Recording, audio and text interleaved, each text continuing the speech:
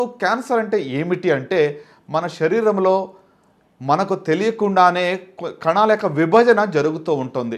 కణాల విభజన ప్రక్రియలో ఎలాంటి కంట్రోల్ లేకుండా అంటే నియంత్రణ లేకుండా కణాల యొక్క విభజన జరుగుతూ ఉన్నప్పుడు ఒక కణితి ఏర్పడుతుంది.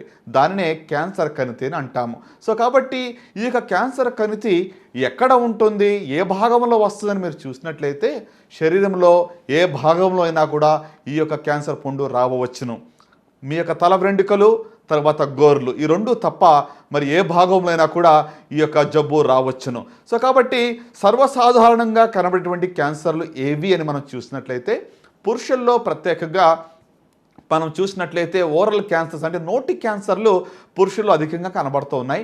అలాగనే రెండోదిగా చూసినట్లయితే ఊపిరితిత్తుల క్యాన్సర్లు, తర్వాత మరి పేగు క్యాన్సర్లు కనబడుతున్నాయి పురుషులలో.